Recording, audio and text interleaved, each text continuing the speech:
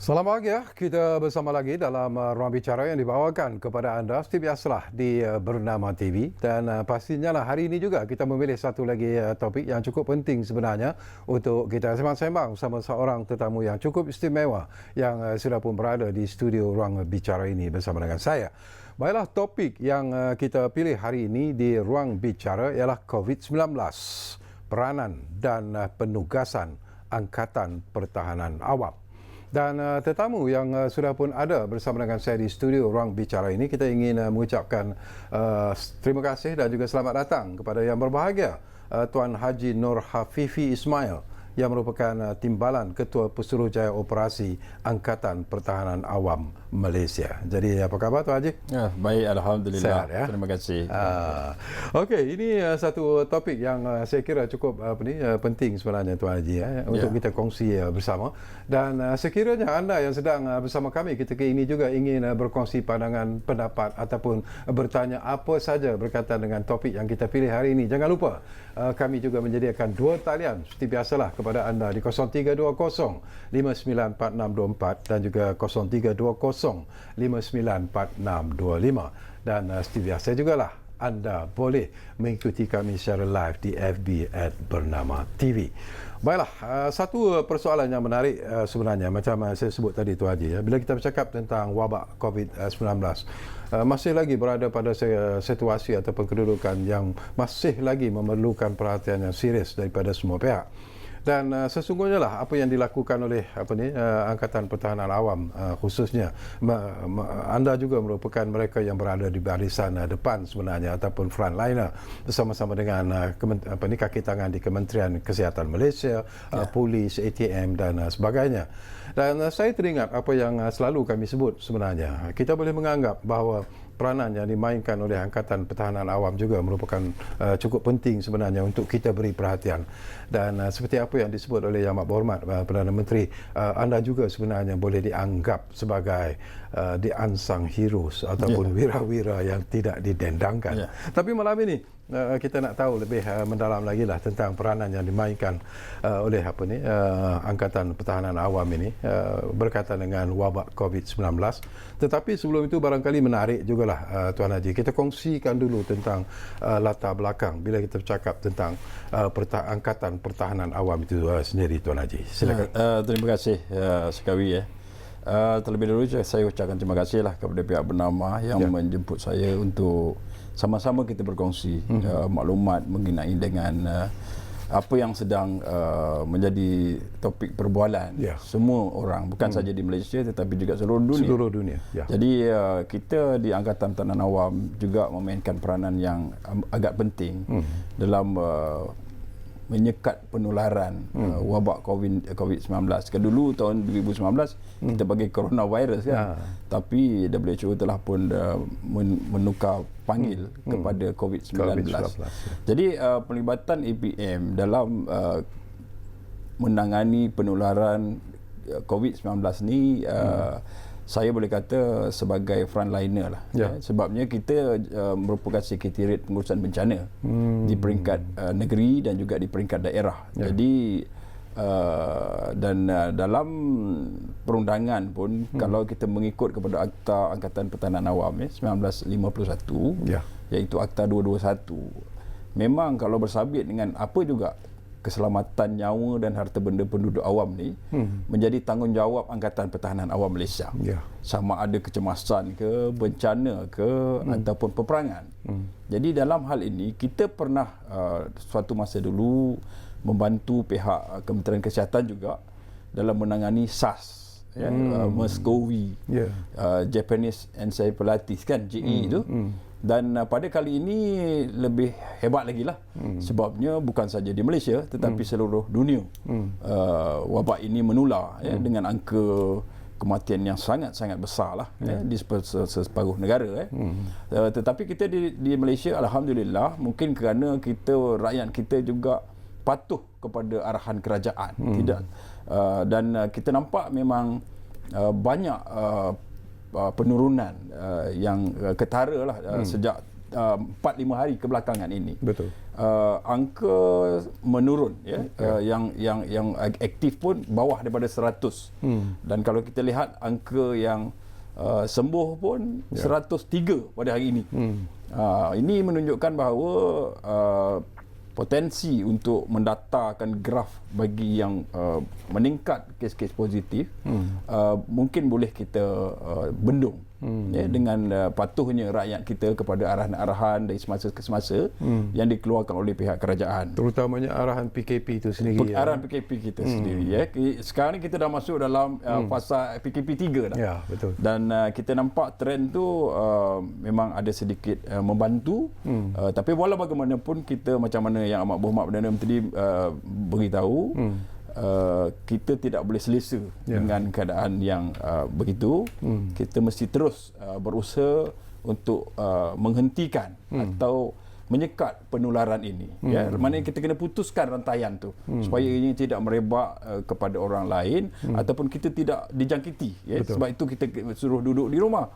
Bila duduk di rumah, maknanya kita tidak ada keberangkalian untuk dijangkiti ataupun menjangkitkan kepada orang lain. Jadi kalau rakyat semua patuh pada peraturan kerajaan ini, saya rasa insya-Allah Malaysia akan dapat mengurangkan impak COVID-19 ini kepada rakyat secara keseluruhan lah. Kita akan sentuh nanti peranan yang dimainkan oleh APM sendiri dalam menangani jangkitan ataupun wabak COVID-19 ini. Tapi sebelum itu saya difahamkan bahawa ialah APM sendiri pun melalui satu semacam transformasi yang agak menarik sebenarnya. Kalau dulu APM ini diletak di bawah Kementerian Dalam Negeri, sekarang ini telah pun diubah ataupun ditukar ke Jabatan Perdana Menteri. Betul. Jadi apakah Tuan Haji melihat transformasi ini merupakan sesuatu yang cukup penting sebenarnya dalam usaha untuk mengukuhkan lagi peranan APM dalam situasi tertentu? Sebenarnya Angkatan Pertahanan Awam ni telah pun wujud lama untuk makluman Segawi lah ya. Kita telah wujud di Tanah Melayu sejak tahun 1938 lagi. Zaman British dulu, era penjajahan British dulu, dengan nama Civil Defence lah. Pada masa itu bahasa Inggeris kan. Sekarang ni kita kepada Pertahanan Awam.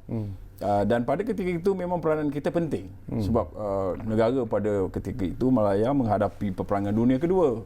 Jadi kerajaan British yang menjajah kita menyiapsiagakan rakyat kita dengan persiapan bagi menghadapi peperangan itu sendiri. Sebab itu tanggungjawab bagi menyelamat nyawa dan harta benda penduduk awam ni diberikan kepada Civil Defence, kepada pertahanan awam. Jadi sejarah tu memang dah lama lah. Cumanya kita tak ada peperangan, tak ada bencana pun tak banyak pada masa dulu. Cuma sekarang ni bila ada era pemodenan, pembangunan dan sebagainya tu, adalah berlaku bencana sekali-sekala. Jadi peranan yang dimainkan oleh pertahanan awam ini tidak begitu orang nampak. Sebabnya bila bencana je baru ada, kan? Jadi tetapi dalam masa yang sama, peranan kita semasa perang adalah untuk semasa aman. Terutamanya kita melatih orang awam. Kita melatih orang awam bagaimana mereka harus respon kepada kecemasan, kepada bencana, or even peperangan lah, untuk survival dalam arti kata lain. Jadi dalam hal ini kita melatih orang awam ini waktu aman. Sebab itu kita ada beberapa pusat-pusat latihan, akademi dan sebagainya. Kita latih orang awam bagaimana untuk menangani situasi kecemasan itu sendiri. Termasuklah COVID sekarang. Sebab itu kita ada satu tim yang kita panggil program Omnipresent, yang kita buat rondaan kepada tempat-tempat awam, tempat-tempat umum yang kita rasakan menjadi tumpuan. Kita berikan nasihat, kita berikan tunjuk ajar dan kita ingatkan mereka supaya tidak lama berada di kawasan tumpuan ramai, terutama macam di pasar-pasar, di pasar raya, di kedai dan sebagainya. Dan praktikkan penjarakan sosial itu sendiri. Jadi peranan kami memang sangat signifikan dalam menangani penularan COVID-19 ini. Sebab ada juga Tuan Haji, mendapat komen Tuan Haji sedikit lah. Ada juga pandangan dan juga pendapat di luar sana lah yang barangkali mengatakan bahawa kewujudan APM ini, terutamanya ketika berlakunya penularan wabak COVID-19 ini seolah-olah macam redundant. Kita dah pun ada Kementerian Kesihatan Malaysia, kita dah pun ada pihak polis, kita dah ada ATM dan sebagainya. Jadi sejauh mana betul atau tidaknya persepsi seperti ini. Itu yang saya katakan tadi. Kita setiap agensi kerajaan ni diwujudkan dengan peranan dan fungsi yang tersendiri. Setiap agensi kerajaan ada spesifik task ataupun pengkhususan kerjanya. Dan dalam hal ini apabila menyebut tentang menyelamat nyawa dan harta benda penduduk awam, ia je menjadi tanggungjawab dan amanah yang telah diberikan kepada Angkatan Pertahanan Awam Malaysia. Nama pun Pertahanan Awam kan. Jadi apa-apa yang bersabit dengan pertahanan awam, kitalah agensi yang sewajarnya tampil ke hadapan untuk memberikan bantuan. Dan dalam hal COVID-19 ni memang dia melibatkan orang awam. Dari segi jangkitan, dari segi mengingatkan mereka supaya jangan berkumpul secara ramai-ramai, jangan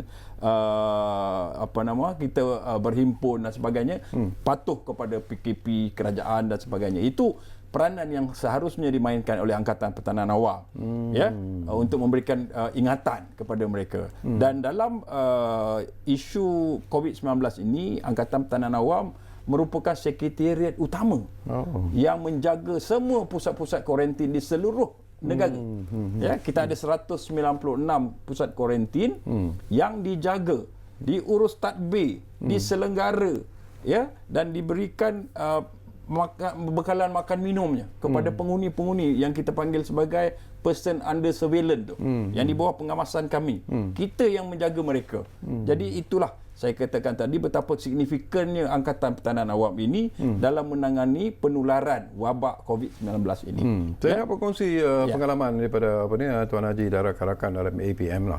Bila kita bercakap sebagai sekretariat utama untuk pusat kuarantin bagi COVID-19 ini, selain daripada apa yang Tuan Haji sebut tadi lah, peranan yang dimainkan, tanggungjawab yang harus dilaksanakan, apa masalah yang dihadapi sebenarnya oleh APM dalam mengendalikan jumlah mereka yang dijangkiti COVID-19 itu begitu besar dan dikuarantin itu? Pada masa ini kita menjaga lebih kurang 16,154 penghuni yang kita awasi selama 14 hari di satu-satu stesen.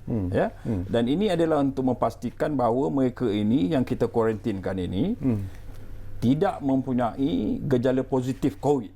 Kalau ada, terus kita hantar untuk rawatan di hospital. Tetapi kalau dalam tempoh 14 hari, pihak KKM akan membuat saringan. Kalau dalam saringan mereka yang duduk di pusat-pusat kuarantin ini positif, mereka akan mengasingkannya dan terus membuat rawatan. Ini adalah satu kebaikan lah kepada kerajaan kita, supaya yang terjangkit itu dapat segera kita berikan rawatan dan pulih, insya-Allah. Kalau kita tengok angka pulih itu tadi 103 berbanding dengan yang 50 tambahan positif. Kalau ini berterusan, bermakna lebih kurang 50% yang dapat kita rawati. Dan bila mereka negatif, bermakna mereka telah sihat dan boleh kembali kepada masyarakat seperti biasa. Sebab itu tempoh 14 hari itu kita kuarantinkan mereka untuk mereka mendapat rawatan sekiranya mereka ada disyaki yang mempunyai simptom-simptom COVID-19 ini. Ada juga rungutan dan juga sungutan di kalangan mereka yang dikuarantinkan. Ada yang tak berpuas hati, ada yang mengatakan bahawa mereka diletakkan di hotel yang tidak sesuai dan sebagainya. Tetapi penjelasannya ingin Tuan Haji sampaikan, apa selalu masalah yang dibangkitkan terutamanya daripada mereka yang terpaksa dikuarantinkan? Kita secara umumnya rata-rata lah dalam ramai yang kita jaga semuanya memuji langkah kerajaan untuk meletakkan mereka di tempat yang selesa, di hotel-hotel yang saya rasa saya sendiri pun tak pernah duduk hotel tu. 5 star kan? 5 star, 4 star ada beberapa hotel. Kalau di Kuala Lumpur ni kita tempatkan 10 hotel pada masa inilah. Sama ada mungkin berkurang atau bertambah, itu bergantung pada keadaan semasa nanti. Tapi pada masa ini kita urus tadbir 10 di Kuala Lumpur dan 11 hotel di Selangor. Saya ambil Lembah Kelang ajalah contoh Di tempat-tempat lain, contohnya di Johor, 33 hotel kita jaga. Itu pun ada Itu pun bawah APM juga. urus tadbir Angkatan Pertahanan Awam Malaysia juga. Dengan dibantu oleh agensi-agensi seperti KKM, Polis, Rela, ya, dan JKM sendirilah. Ya. Ini menampakkan bahawa memang kita pentinglah dalam kalau kita tak buat cara macam ni, mungkin lebih banyak komplain lagi. Kita dah letak tempat hotel pun nak komplain tak tahulah macam mana kan. Ini banyaknya berdasar kepada individu itu sendirilah kan. Mungkin agaknya dia di rumahnya lebih hebat daripada hotel. Tadi kita sembang-sembang Haji ya. Iyalah katalah satu family. Tadi pun kita sembang-sembang tapi mungkin ramai di luar sana yang tak mengetahui sebenarnya. Sekiranya lah ada satu family yang disyaki dijangkiti oleh COVID-19 ini. Ada suami, isteri dan 3 orang anak. Dari segi penempatan mereka itu bagaimana? Kita khidmat nasihat dari segi bilangan yang kita tempatkan. Ini banyak bergantung kepada keputusan KKM sendiri. Okay. Kalau KKM rasa negatif, mungkin suami isteri itu boleh duduk dalam sekali. Satu bilik kan. Tetapi kalau misal kata mereka single, memang kita semua sekali kita asingkan ya ke dalam bilik-bilik yang berlainan. Sebab itu kalau hotel itu ada 400 bilik, kita consider 200 orang lah duduk. Sebabnya satu bilik itu seorang kan. Jadi kita tak ada sharing lah. Ya, maknanya kapasiti 400 tu kita bagi 2. Jadi setiap bilik tu sebab kita tak nak sharing bilik air lah. Ya. Tetapi macam yang kanak-kanak bawah 12 tahun tu biasanya kita akan sekalikan dengan ibunya macam itulah. Ya. Tetapi sebelum itu dibuat saringan oleh pihak KKM sendiri dan KKM yang akan menentukan sama ada duduk seorang atau duduk berdua dengan keluarganya. Ya.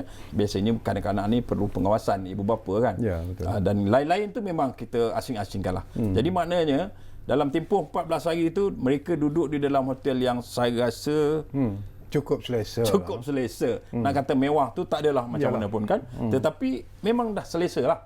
Kalau nak banding dengan rumah saya sendiri mungkin kan. Jadi saya nampak memang perkara ini bukanlah hanya segelintir sajalah saya boleh kata. Ya, kes terpencil lah. Ya.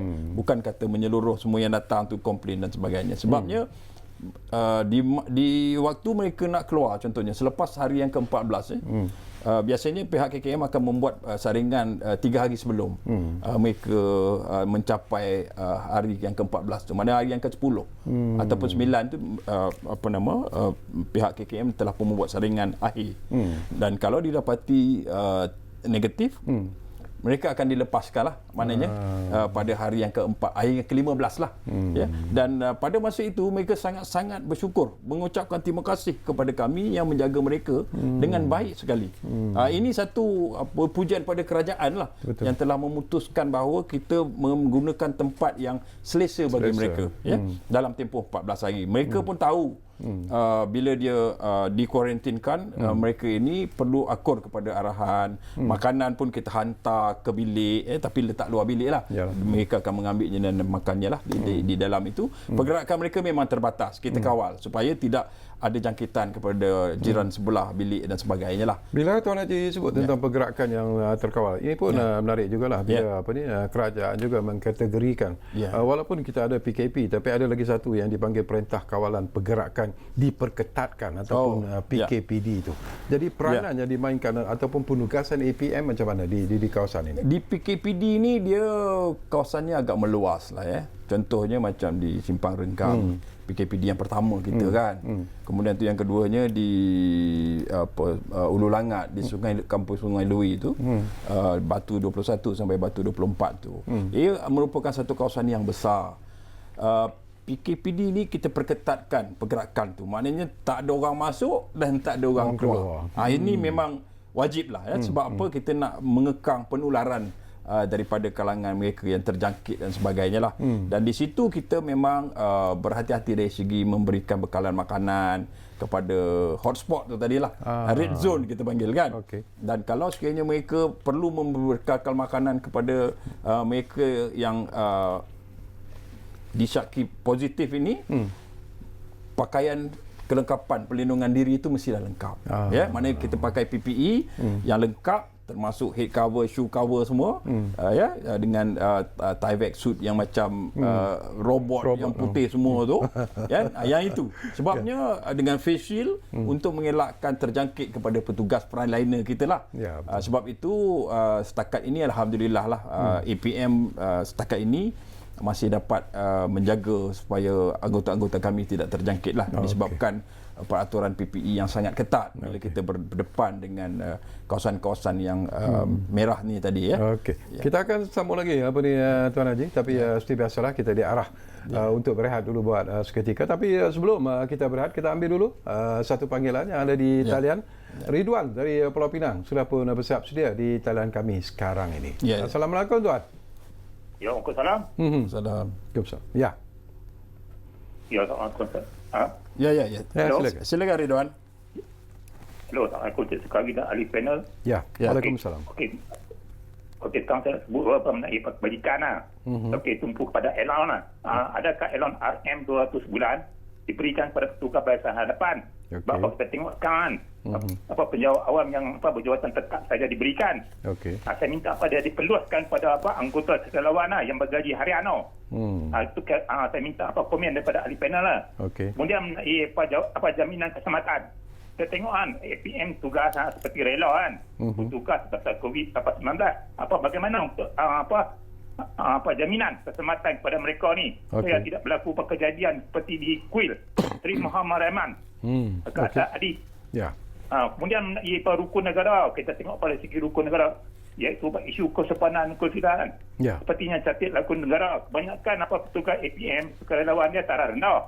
Apakah langkah-langkah untuk jamin keselamatan, untuk jamin supaya kejadian herdik oleh orang awam? Kadang-kadang orang awam ni dia tengok macam dia orang ni dah tuah herdik. Dan penjawat awam yang yang berkedudukan tinggi kan. Dia orang ni kan berlaku dia orang akan herdik juga kepada seperti mana yang berlaku kejadian di Sabah. Baru ni kita tengok pengarah migration kan dia herdik orang bawah. Komen dalam hal ni. Terima kasih. Wassalam. Baik, terima kasih banyak-banyak Ridwan dari Pulau Pinang. Tak apa Tuan, sabar dulu kerana kita akan rehat dulu buat seketika dan nanti Tuan Haji akan respon kepada perkara-perkara yang anda bangkitkan. Dan kepada anda jangan lupa gunakan kesempatan yang kami berikan kepada ini kalau anda juga ingin berkongsi pandangan dan juga pendapat berkaitan dengan isu yang sedang kita bincangkan ini. Dua talian masih kami kekalkan kepada anda di 0320 594624, 0320 594625. Panggil kami Ruang Bicara Bernama TV.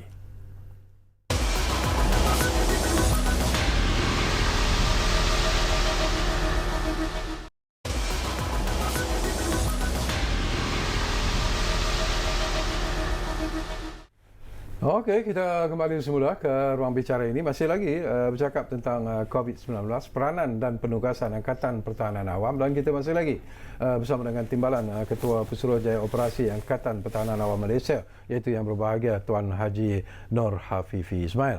Okey Ji, tadi menarik jugalah persoalan-persoalan yang dibangkitkan oleh Ridwan dari Pulau Pinang.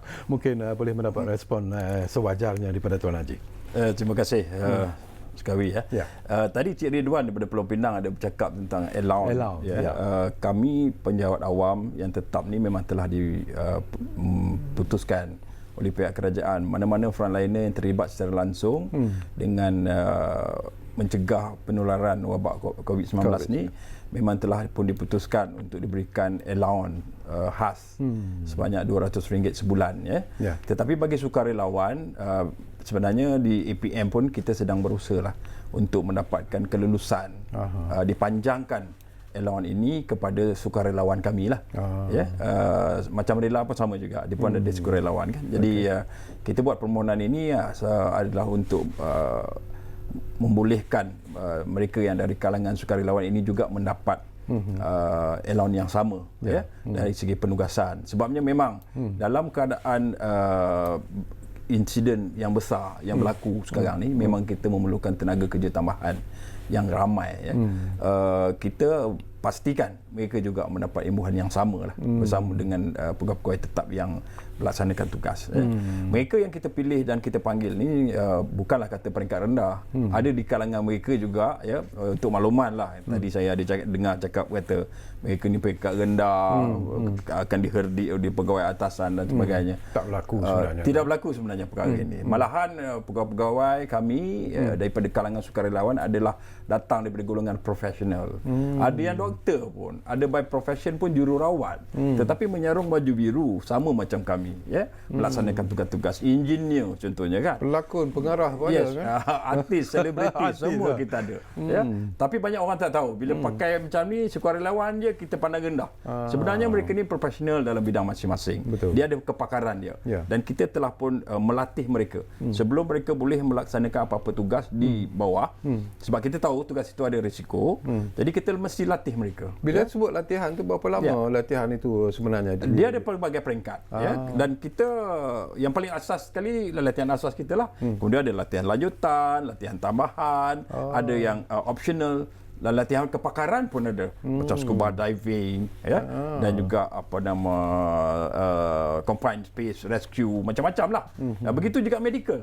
Dari segi medical pun kita ada latihan yang sampai ke peringkat paramedik ya, bukan kata leke-leke lah. Jadi maknanya mereka yang datang daripada kalangan sukarelawan ni tadi, kita pohon pada pihak kerajaan supaya memanjangkan elon yang pejabat awam yang frontliner ni dapat kepada mereka. Itu saja ya. Dan saya harap perkara ini akan dapat kita selesaikanlah untuk membolehkan mereka juga mendapat imbuhan yang sama. Dari segi insurans sukarelawan tahanan awam, kita mempunyai beberapa kemudahan insurans lah ya.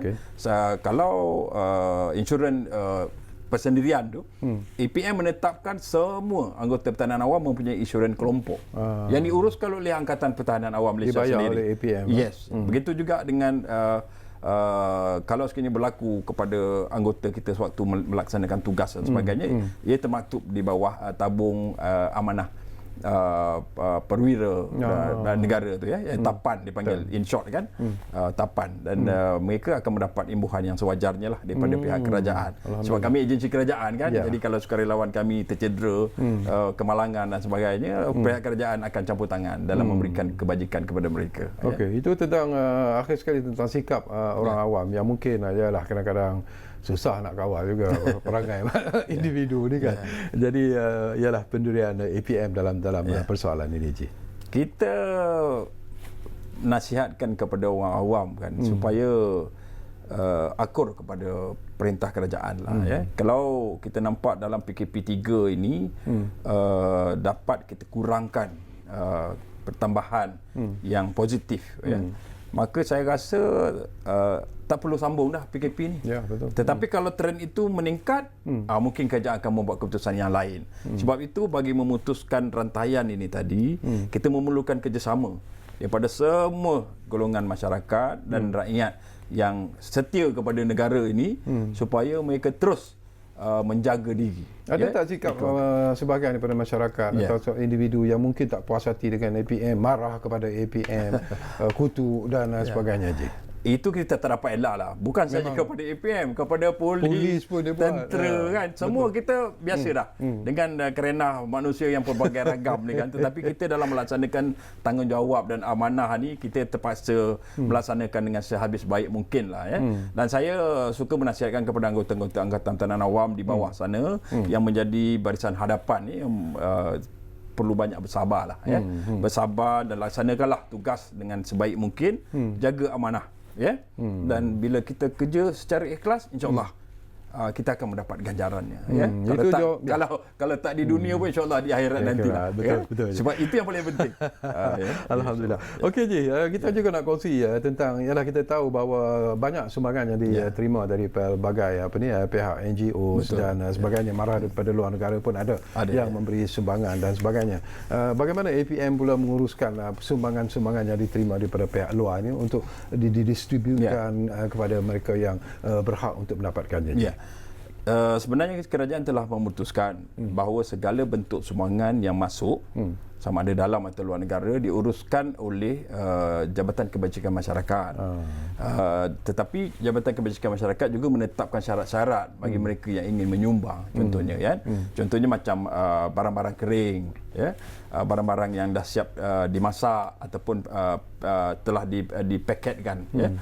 Yang itu boleh. Ya, yang itu salurannya memang telah pun ditetapkan, disalurkan kepada Jabatan Kebajikan Masyarakat Malaysia. Tetapi dari segi pergerakan barangan tersebut ataupun agihannya, pihak APM dan juga pihak rela telah ditetapkan sebagai agensi yang membantu JKM untuk mengagihkan barangan sumbangan itu tadi. Sehingga kan kalau misalnya kata ada satu kelompok persatuan, contoh NGO kan, yang ingin menyumbang, dia boleh berhubung dengan Pertahanan Awam, ya, ataupun rela lah contoh kan, ataupun JKM terus sendiri, dan kami akan membawakan kepada JKM juga untuk diputuskan barangan itu akan dihantar ke mana dan sebagainya, dan kita akan bantu dari segi logistiknya, truknya, anggotanya untuk disampaikan kepada mereka yang sewajarnya lah, yang sepatutnya. Kami juga dapat visual ataupun gambar-gambar tentang tugas-tugas yang dilakukan oleh APM, mengumpul barangan-barangan. Ini gambar-gambar yang kami terima itu daripada Melaka dikatakan. Jadi apakah ini dilakukan tiap-tiap hari atau macam mana? Banyak. Ya, kita ada banyak. Di negeri-negeri pun ada sumbangan-sumbangan sama ada daripada orang awam ataupun daripada kalangan pegawai-pegawai kami sendiri yang menjadi sukarelawan. Sebab kami ada satu kategori pegawai yang dipanggil pegawai bersekutu, dan pegawai bersekutu ini juga ada juga kalangan datang daripada ahli-ahli perniagaan, ya, yang ingin menyumbang kepada kami petugas frontliner contohnya kan. Dan kita menerimanya dengan baik untuk kita agihkan kepada anggota-anggota bawahan kita untuk menggunakan. Contohnya dia bagi face mask kan untuk anggota kita melakukan tugas. Jadi kita akan agihkan mengikut kesesuaian. Kalau Melaka, kita akan bagikan pada anggota Melaka lah. Ya? Dan kalau sekiranya barangan itu boleh kita agihkan kepada seluruh negara, kita akan agihkan kepada seluruh negara. Ada satu lagi isu yang menjadi perhatian mereka di luar sana ialah tentang pemberian face mask ni. Ini pun menjadi satu isu yang dikatakan walaupun dikatakan bahawa ada pihak telah pun mendapat supply face mask yang mencukupi, face mask percuma yang akan diberikan kepada rakyat. Ada yang dapat, ada yang tak dapat. Jadi macam mana benda ni boleh berlaku sebenarnya, Haji? Bila kita bercakap tentang face mask percuma kepada rakyat ini, memang kerajaan telah memutuskan dalam mesyuarat pengurusan tinggi peringkat menteri-menteri pada 26 hari bulan Mac yang lalu, supaya kerajaan memberikan sumbangan face mask tadilah. Tak banyak pun, dalam 4 keping untuk satu keluarga lah. Ini sebenarnya bukan kita nak bagi untuk kita pakai harian, tidak. Memang kalau 4 keping tak cukup lah kan. Cuma kita ada maklumkan bahawa face mask ini digunakan untuk mereka yang mempunyai ada gejala lah. Maksudnya yang ada simptom batuk ke, sesema ke, bersin dan sebagainya. Bila dia nak keluar, pakai yang kita bagi ni tadi. Ya, bukan untuk kegunaan harian. Kegunaan harian memang tak cukup lah kan. Tambah kalau kita punya keluarga yang besar. Dan kerajaan setakat ini, kalau saya boleh laporkan sikit, kepada 14 negeri, pihak NADMA, pengurusan bencana, telah pun mengagihkan sebanyak 30.5 juta face mask ini kepada APM untuk kita salurkan kepada komuniti. Dan alhamdulillah setakat ini kita telah pun mencapai 69% agihan kepada seluruh komuniti, iaitu sebanyak 23.494 juta face mask yang telah pun kita edarkan. Bermakna ada lagi lebih kurang 7 juta yang kita belum ataupun 31% yang belum kita agihkan, ya. Dan kita mengagihkan ini kepada pihak kerajaan negeri. Kita telah sediakan catat aliran bagaimana untuk mengagihkan secara sistematik, ya. Tetapi ada juga kadang-kadang kerajaan negeri yang mempunyai sistem pentadbiran negeri mereka sendiri, yang melalui pegawai daerah. Pegawai daerah pula ada pula mukim-mukimnya dia berikan kepada Tok Pengulu, Tok Pengulu kepada ketua kampung contoh kan. Sebab ketua kampung yang lebih tahu berapa orang keluarga ada dalam kampung dia. Jadi sistem itu yang kita buatlah dan kita setuju. Cumanya kita nak memastikan bahawa tanggungjawab APM itu sampai setiap peringkat tadi kita ada pengesahan penerimaan lah untuk memastikan bahawa face mask itu sampai kepada komuniti. Kalau tidak nanti sekarang rakyat komplain kata tak sampai dan sebagainya kan. Jadi sekurang-kurangnya ada catatan pelaporan lah supaya pihak APM tidak dipersalahkan dalam soal ini. Saya memang beri penekanan betul lah tentang ini, dan saya percaya pihak kerajaan negeri mempunyai sistem mereka yang tersendiri untuk menyampaikannya sampai terus kepada komuniti, ya. Bukan setakat face mask je. Kalau misalnya kata ada bencana, contohnya banjir besar dan sebagainya, pihak kerajaan negeri mempunyai sistem mereka juga untuk menyampaikan bantuan kepada rakyat yang terkesan di peringkat bawah lah, ya. Jadi kita harap kerajaan negeri juga dapat memberikan kerjasama kepada APM untuk kami menyampaikan secara berkesan lah kepada komuniti-komuniti inilah. Jangan nanti ada pula kata macam apa Tuan Sekawi bagi tahu tadi, ada kata tak sampai. Tak sampai itu mungkin belum sampai lagi lah. Sebab dah kita adakan di peringkat daerah, mungkin belum peringkat ketua kampung dan sebagainya lah. Belum sampai. InsyaAllah kita akan pastikan perkara ini sampailah ya kepada orang ramai. Ya. Baik, satu lagi perkara yang saya nak kongsi bersama dengan Tuan Haji ialah tentang tata cara pengebumian jenazah mangsa COVID-19. Ini pun menarik ataupun penting sebenarnya untuk diketahui oleh masyarakat, kerana kalau kita lihatlah memang kita kehilangan mungkin keluarga yang tersayang dan sebagainya, tetapi kita terpaksa menghadapi situasi yang sedia ada ni dengan hati yang terbuka, dengan fikirannya rasional dan sebagainya. Jadi mungkin kita boleh kongsi bersama Haji. Pada masa ini semua mangsa COVID yang meninggal diuruskan oleh Kementerian Kesihatan secara terus. Maksudnya diuruskan di hospital tu. Kalau dia meninggal akan diuruskan segalanya sehinggalah ke tanah perkuburan. Pihak APM pada masa ini hanya membantu. Tetapi bila mana dijangkakan, ini kita punya worst case scenario lah kan, kalau misalnya kata kematian itu macam negara-negara lain kan, angkanya begitu besar, apakah tindakan kerajaan kita proaktif maknanya kita dah fikir dulu kalau berlaku what is our next plan kan, plan A, plan B, plan C kita. Jadi dalam hal ini memang APM telah dinyatakan sebagai agensi yang akan menguruskan pengkebumian ini. Bermakna pihak KKM, kalau sekarang kita bantu KKM, tapi kalau dah ramai nanti KKM pun ada kekangan dari segi bilangan orang yang nak menguruskan, kami akan mengambil alih tugas ini untuk membantu KKM secara penuh lah, daripada hospital terus ke tanah perkuburan, dan kami di tanah perkuburan itu kita akan uruskan. Ini memang yang telah diputuskan oleh pihak kerajaan, tetapi dari segi pelaksanaannya setakat ini masih lagi KKM dan kita membantu KKM. Kalau tiba masanya nanti kita tak dapat nak kekang kematian yang ramai kan, hari ini pun 3 saja kan, contohnya semalam 1, jadi tak ramai lah, benda ni boleh diuruskan insyaAllah.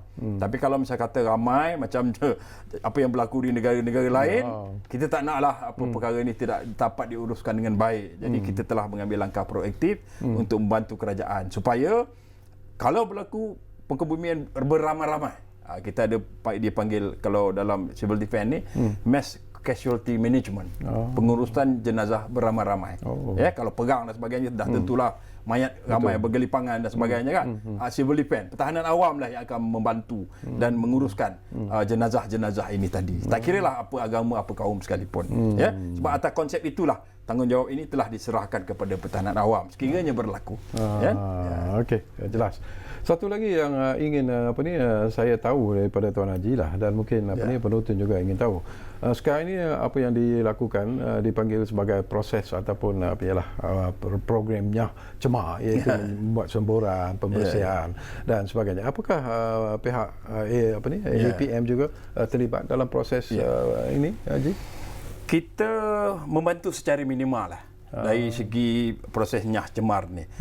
Kalau macam peti kotak yang kita lalu tu memang ada lah. Itu untuk petugas kita memastikan mereka ni bila pergi tu ada sekali nyah cemar dilakukan, balik nanti pun sekali macam tu lah. Tujuannya adalah untuk pastikan bahawa jangkitan tu dapat dielakkan.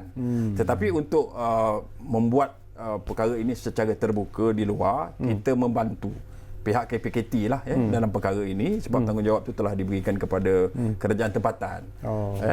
Kalau ada tempat-tempat yang disyaki memang telah menjadi tercemar kan, dan kita akan membantulah. Kita juga ada drone yang apa macam fungsi drone ni sebenarnya dalam keadaan aman boleh guna untuk sembuh racun.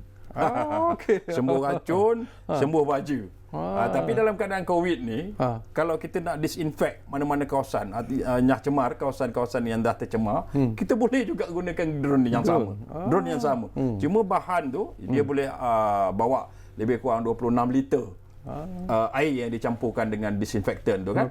Nyah cemar tu, jadi dia boleh bersihkan lah kawasan-kawasan. Sekarang ni dia guna ataupun dia tidak? Terbang, guna. Dah guna? Kita gunalah. Kita guna. Tapi sebab saya katakan tadi, dia bukanlah satu kita punya main task lah ataupun tugas utama. Jadi kita hanya membantu pihak KPKT lah untuk melaksanakan tugas-tugas ini.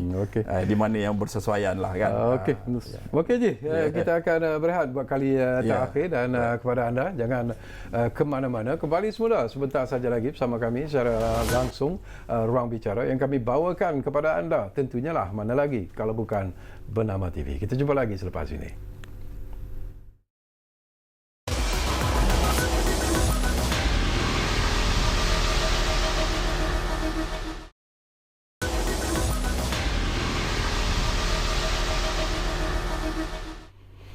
Baiklah, terima kasih banyak-banyak kerana anda masih lagi bersama kami di Ruang Bicara ini dan kita masih lagi bercakap tentang COVID-19, peranan dan penugasan Angkatan Pertahanan Awam dan tentunya lah alhamdulillah kita masih lagi bersama dengan Tuan Haji Nur Hafifi Ismail, iaitu Timbalan Ketua Pesuruhjaya Operasi Angkatan Pertahanan Awam Malaysia. Baik, masa pun tak banyak lagi apa ni Haji ya. Saya dipahamkan bahawa mereka yang terlibat dari APM sahaja untuk operasi COVID-19 ini lebih kurang hampir-hampir 7,000 kaki tangan ataupun anggota yang terlibat. Jadi apakah Tuan Haji melihat bahawa jumlah ini sebenarnya sudah cukup ataupun sebenarnya masih memerlukan lagi tambahan sekiranya situasi menjadi lebih buruk? Kita di APM memang sentiasa memikirkan worst case scenario. Dalam mana-mana sektor keselamatan pun kita selalu berfikir yang buruk lah untuk kita menyediakan diri kita, siap siagakan diri kita dengan langkah-langkah yang sewajarnya. Kalau sekiranya berlaku perkara buruk, insya-Allah kita telah mempunyai perancangan yang teliti untuk menanganinya. Untuk mencegah penularan COVID-19 ini, barisan hadapan kami yang melaksanakan tugas-tugas sekretariat yang juga merupakan yang pengurus di semua pusat-pusat kuarantin ini berjumlah 6,759, hampir 7,000 Tetapi pada masa ini kita ada 196 pusat kuarantin. Seandainya bertambah lagi maksudnya ada orang luar yang balik contohnya kan daripada luar negara di KLIA, kita akan simpan dia kuarantin dia selama 14 hari. Bermakna akan ada lagi pusat-pusat kuarantin yang akan dibuka. Sedangkan yang sudah dibuka belum sampai 14 hari. Bermakna kita memerlukan tenaga kerja tambahan untuk mengurus, menyelia dan juga malah menghantar bekalan makanan ke red zone dan sebagainya lah. Jadi dalam hal ini kita telah pun mempunyai perancangan yang sangat teliti. Kita semua pusat-pusat kuarantin yang dikenal pasti, sama ada yang dah digazetkan atau belum digazetkan, diwartakan, kita dah senaraikan. Dari segi senarainya, kapasitinya, maksudnya bilangan bilik. Contoh kan, Hotel A, bilangan biliknya berapa? 400 bilik. So kita boleh muatkan 400 orang dekat situ. Jadi berapa petugas yang perlu kita letak untuk pendaftaran, untuk hantar makan, untuk lain-lain. Macam agensi-agensi lain, dia dah ada juga spesifik task dia. Macam saringan tu dibuat oleh pihak KKM, kawalan keselamatan oleh pihak polis dan rela contohnya kan. Begitu juga dengan JKM, penyediaan makanan dan sebagainya. Penghantaran tu kami bersama-sama dengan anggota rela yang ada lah. Dan ini perlu kita rancang lebih awal sebelum orang tu landing dan kita tempatkan di pusat-pusat kuarantin. Maknanya perancangan ini mesti lebih awal. Jangan nanti bila orang datang mendarat kat Malaysia, sama ada jalan laut, jalan udara ataupun darat, kita tak tahu nak hantar ke mana. Sebab itu kita telah berbincang dengan pihak hotel. Pihak hotel bersetuju dengan kadar yang ditetapkan oleh kerajaan. Dari segi keselamatannya okey. Kita dah tengok sesuai tak sesuai. baru kita putuskan. Hotel A boleh dijadikan sebagai pusat kuarantin. Jadi ini memerlukan tenaga kerja tambahan. Untuk pada masa ini 7,000 is comfortable. Sangat selesa. Tetapi kalau sekiranya ada, kita ada lagi ramai anggota yang dalam 3,000 lagi senang-senang. Maknanya 10,000 tu no problem. Kita akan uruskan pusat-pusat kuarantin yang bakal dibuka. Ya? Dan kalau sekiranya memerlukan anggota tambahan, kita ada lapisan anggota sukarela yang ramai. Yang sangat ramai. Okey, kita bercakap tentang worst case scenario. Ini pun menarik jugalah. Tapi kalau kita lihat daripada apa yang disebut status COVID-19 setakat hari inilah 22 April yang menunjukkan sesuatu yang mungkin agak positif sebenarnya. InsyaAllah. Macam mana Tuan Haji sebut. Tapi yang membimbangkan kita Tuan Haji, bila kita sebut tentang perancangan lebih awal itu. Hari ini pun MKN melalui Menteri Kanan sudah pun membuat statement bahawa ada dua kemungkinan sekarang ini. Pelajar-pelajar yang dikuarantinkan ataupun yang tidak dibenarkan keluar daripada kampus mereka, mungkin akan hantar pulang. Yang keduanya, mereka yang mungkin sekarang ini tersadai di kampung masing-masing juga akan dibenarkan untuk kembali semula ke Kuala Lumpur untuk bekerja dan ataupun tinggal semula di Kuala Lumpur. Tidakkah ini antara faktor-faktor yang mungkin memerlukan satu pendekatan berbeza daripada APM dan juga kerajaan? Kita hadir dalam setiap mesyuarat peringkat tinggi. Jadi apa juga perancangan kerajaan itu telah kita bincangkan dan kita telah mendapatkan maklumat yang detail, mana terperinci. Jadi daripada situ kita boleh membuat perancangan. Memang adalah seperti mana yang dikatakan tadi, akan ada kita penghantaran pelajar-pelajar pulang terutamanya kepada Sabah dan Sarawak. Begitu juga dengan yang akan balik daripada negara jiran yang masuk ke negara kita kan. Jadi maknanya kita perlu bersedia. Dan angka ini bukannya angka yang kecil. Jadi maknanya perlu banyak lagi pusat-pusat kuarantin, perlu ramai lagi tenaga kerja yang kita perlukan. Dan ini telah pun ada dalam tindakan kita lah. InsyaAllah. Saya percaya dengan mesyuarat-mesyuarat yang kita hadiri itu, semua agensi akan digebelingkan untuk menyelesaikan perkara-perkara yang mungkin mendatang. Kita tak boleh selesa sekarang. Sebab itu kata tadi worst case scenario ni mesti kita jangkakan. Bagi orang keselamatan biasanya begitulah. Orang cakap kita ni fikir buruk. Orang mesti positif kan? Tetapi bagi orang keselamatan memang dia kena fikir benda itu semua. Sebab kalau berlaku, kita dah ada lah langkah-langkah pencegahan dia. Bagaimana kita nak menangani masalah-masalah yang bakal timbul. Kalau balik sekali ramai daripada negara jiran contohnya kan, daripada Singapura misalnya, kita ambil satu contoh yang yang realiti lah. Singapura sekarang ini sedang menghadapi satu situasi yang agak membimbangkan. Kita harap perkara itu tak berlaku di negara kita lah sebabnya kita mungkin selesa dan kita tak ikut peraturan kerajaan, takut angka itu bertambah, meningkat lagi. Sebab itulah kita kena akur, duduk di rumah, jangan ke mana-mana sehinggalah rantaian itu dapat kita putuskan 100%. Dah betul-betul diisytihar sebagai selesai masalah COVID-19 ni, barulah kita rasa lega. Selagi tidak perkara ini masih berjalan dan kita masih lagi mengambil tindakannya, menjaga pusat-pusat kuarantin, mengkuarantinkan mereka yang masuk ke dalam negara kita, perkara ini bukan dianggap selesai lagi. Dan banyak lagi perkara-perkara lain yang perlu kita ambil kira. Dan sebahagian daripada frontliner lah Tuan Haji, ada tak terdapat jangkitan COVID-19 di kalangan anggota-anggota APM? Setakat ni alhamdulillah. Setakat ni alhamdulillah. Tak ada langsung. Belum ada lagi. Belum ada langsung. Sebabnya kita mengamalkan pakaian perlindungan diri yang sangat ketat. Kalau contohnya kita nak pergi hantar makanan kepada mereka yang walaupun PUS, dia under surveillance je. Maksudnya dia ni buat pengawasan saja. Kalau tuan-tuan tengok di kaca TV itu, mereka memakai peralatan yang sangat lengkap. Kita pastikan mereka lengkap baru boleh melaksanakan tugas. Kalau tak ada PPE yang lengkap, tak ada T-Vac suit putih tu, kalau tak ada hand glove, tak ada head cover, shoe cover dan lain-lain, kita memang rasakan itu merupakan satu yang boleh membahayakan diri petugas kita sendiri. Sebab itu setakat ini alhamdulillah, kerana akurnya mereka kepada peraturan-peraturan itu sebelum melaksanakan tugas, insyaAllah kita akan selamat. Begitu juga dengan orang yang duduk di rumah. Kalau dia tak keluar, dia tidak memberikan diri dia kepada pendedahan kepada persekitaran yang mungkin tercemar. Jadi kalau duduk rumah, insyaAllah selamat. Sebab virus ini dia boleh bertahan dalam jumlah jam tertentu. Kena matahari 7 jam, 8 jam, dia habislah. Kan? Okay. Kalau negara sejuk tu mungkin lama sikit lah kan. Kita panas ni, 7 jam, 8 jam, dia seolah-olah macam nyah cemah lah. Dia habis di situ saja. Tapi kalau kita keluar, mungkin kita terjangkit dengan virus yang ada di luar sana. Okey, ada lebih kurang 2-3 minit saja lagi Haji. Kita dah di penghujung sebenarnya. Mungkin ialah harapan dan juga nasihat Tuan Haji sendirilah selaku anggota frontliner kepada masyarakat terutamanya, kerana bila kita bercakap tentang perintah kawalan pergerakan pun ada yang menganggapnya sebagai sesuatu yang tidak serius, tak perlu diberi perhatian yang serius dan sebagainya. Jadi nasihat dan juga harapan Tuan Haji lah kepada masyarakat, kepada rakyat Malaysia keseluruhannya, Haji.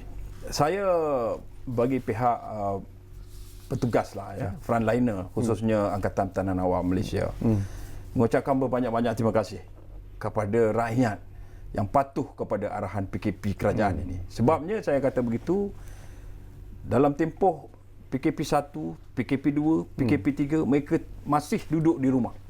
Mereka tidak bergerak ke mana-mana dan ini telah menyebabkan bilangan jangkitan ataupun yang positif ini berkurangan. Dan kita harap perkara ini berterusan. Itu saja harapan kami lah.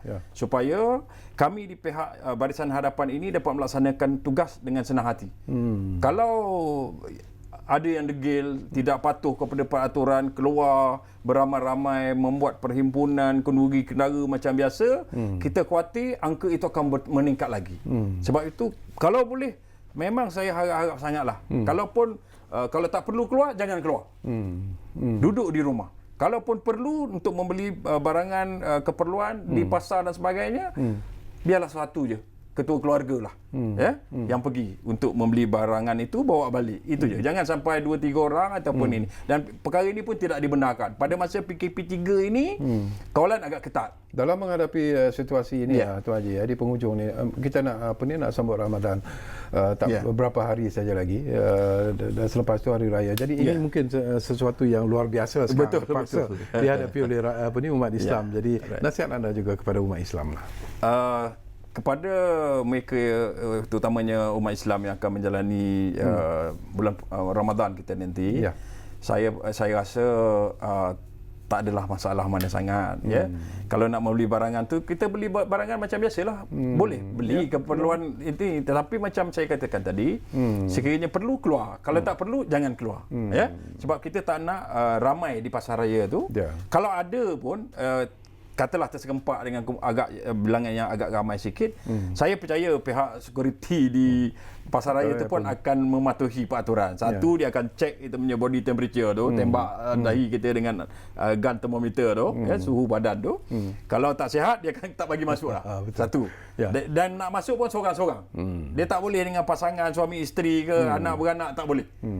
Dan jadi jarakkan itu pun akan berlaku. Yang perkara inilah yang akan memastikan bahawa walaupun kita keluar untuk memberi barangan keperluan yang dibenarkan, patuhilah peraturan-peraturan social distancing tu ataupun penjarakan sosial yang telah ditetapkan oleh pihak kerajaan. Baik, terima kasih banyak-banyak kepada Tuan Haji Nur Hafifi Ismail, Timbalan Ketua Pesuruhjaya Operasi Angkatan Pertahanan Awam Malaysia, kerana sudi bersama kita di ruang bicara. Cukup jelas sebenarnya, dan saya sendiri pun banyak mengetahui tentang perkara-perkara yang kita sebut tadi, dan insya-Allah sama-samalah kita hadapi dan sama-sama jugalah kita mendoakan semoga mereka yang bertugas sebagai frontliner untuk COVID-19 ini akan dilindungi oleh Allah Subhanahu Wa Taala, dan kita juga mendoakan semoga rakyat Malaysia juga akan menghadapi situasi ini dengan penuh dengan fikiran yang terbuka, dengan semangat yang jitu, dan kita pasti kita akan dapat menghalang wabak COVID-19 ini pada merebak lebih luas lagi. Terima kasih kepada anda semua. Kita jumpa lagi. Ruang Bicara. Assalamualaikum. Jumpa lagi.